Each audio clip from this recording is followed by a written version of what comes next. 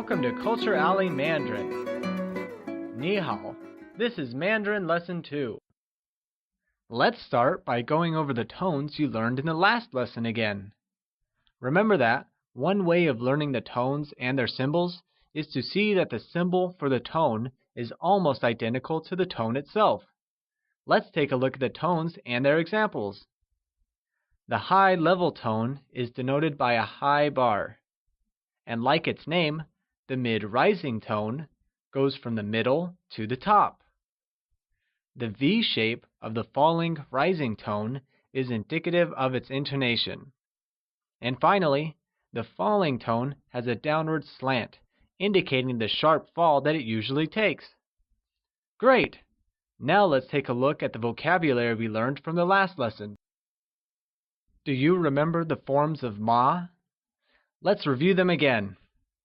Mother translates to ma, and hemp translates to ma. Horse translates to ma, and scold translates to ma. Very good. All right, let's move on to today's lesson. Let's learn how to say hello in Mandarin. Now that we have learned the basic tones and their differences, let us see how tones work when used in actual conversation. Are you ready to learn how to say hello? Great! Let's start. In Mandarin, hello literally translates to you good. One more time. Hello becomes you good. Isn't that easy? Let's see. How do we say you and good in Mandarin to make hello? You, which is a possessive pronoun, translates to ni, while good, which is an adjective, translates to hao. Did you get those? Great! Let's try to say them one more time. You translates to ni and is similar for both male and female, while good translates to hao. Can you try saying that? It's hao. Good. Ni hao literally means you good and is used to say hello. Now, let's go over the tones that are used in saying both these words. You translates to ni, and it is pronounced using a falling rising tone, also known as the third tone. Let's try and say ni. Once again, it is said with a falling rising tone, also known as the third tone. Ni. Good. Let's move on to the second word we learned, which is good. Good translates to hao, and just like ni, hao is also said with a falling rising tone, that is, the third tone. Adding the two, hello translates to ni hao. Can you try that? It's ni hao. Excellent! An important point to note is that in Mandarin, whenever we have two third tones in a row, the first tone is pronounced as the second tone. For example, in ni hao, ni is pronounced using the second tone. Just a reminder, you translates to ni, good translates to hao, and ni hao literally means you good and is used to say hello in Mandarin. Here's a culture tip for you. Ni hao is the most common form of greeting in China. It can be used at any time of day when meeting people for the first time or for people you already know. The response to this greeting form is also ni hao. So now you know how to greet someone in Mandarin. All right, let's take a quiz and see if you remember what we've covered till now. What is the correct tone of you in you good? Is it ni, or ni? Or do you think it's ni? The correct tone of you in you good is ni. Did you get that right? It's the second option, ni. So remember, you translates to ni, which is pronounced using a falling rising tone, also known as the third tone. How do we say good in Mandarin? Would you say how or how? Or will it be how? In Mandarin, good is translated as how, which is said in the falling rising tone. Great! Let's create a conversation.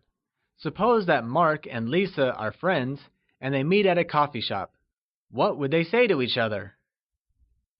Mark would say, ni hao, to which Lisa would also reply, ni hao. Here's a quick culture tip. When addressing an elder or greeting someone formally, we use nin in place of ni. Let's learn how to say nin. Can you identify the tone that nin carries? Nin, or the formal, respectful way of saying you, is pronounced with a mid-rising tone, or the second tone. Can you try and say nin? It is said with a mid-rising tone, also known as the second tone. Once again, it's nin. Great! Since a formal you translates to nin, a formal hello translates to nin hao. Can you try and say nin hao? Once again, it's nin hao. Wonderful! So now we know that nin is used in conversations with elders such as grandparents, parents, or to show respect to bosses. In short, nin hao translates to a formal hello. Once again, it's quiz time. While saying hello to your grandmom, nin takes which tone? Does it become nin hao or nin hao? Or is it nin hao?